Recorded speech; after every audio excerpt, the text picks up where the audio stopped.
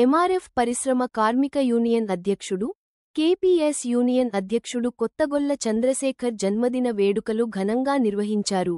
ఆదివారం సాయంత్రం సదాశివపేట పట్టణంలోని గౌడ్ ఫంక్షన్ హాల్లో నిర్వహించిన జన్మదిన వేడుకల్లో ఎంఆర్ఎఫ్ కార్మికులు, పట్టణ కాంగ్రెస్ పార్టీ నాయకులు బొకేలు అందజేసి, కేక్ కట్ చేయించి జన్మదిన శుభాకాంక్షలు తెలిపారు.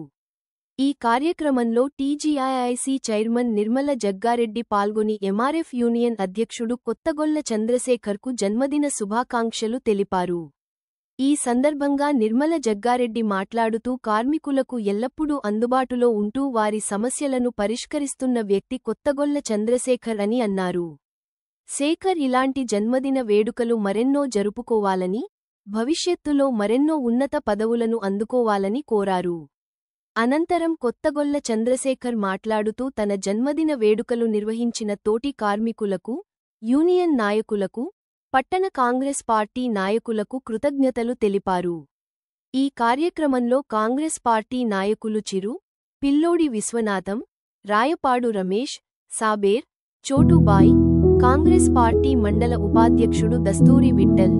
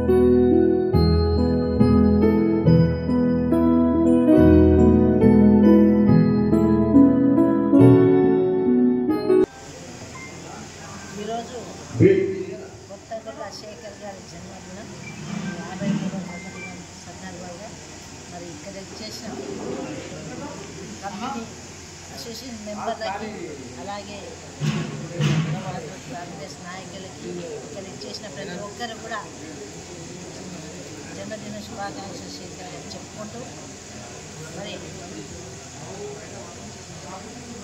ఏదున్నా మానవులు అన్న తర్వాత జన్మ ఎత్తి మరి మరి ఏదో ఒకటి సాధించాలి, ఏదో ఒకటి చేయాలి. సమాజంలో ఎన్ని కష్టాలు వచ్చినా తను తట్టుకుంటూ అందరి కోసం ముందుకొచ్చే వ్యక్తిలో మన శేఖర్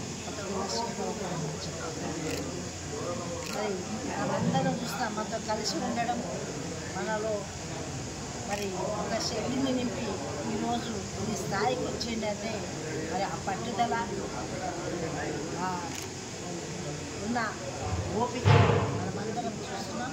ఇవన్నీ కూడా ఇలాగే ఉండాలి. ఆ దేవుడు ఇంకా ఆరోగ్యాలతో వచ్చి ఇంకా కూడా శక్తినిచ్చి మరి మన అందరి సేవ కోసం ఇంకా కూడా శేఖర్కి మన శక్తిని కూడా ఇద్దామని తెలియజేసుకుంటూ ఆ దేవుడు చల్లగా చూడాలి, మరి ఇంకా కూడా స్థాయికి ఎదగాలని కోరుకుంటున్నాను.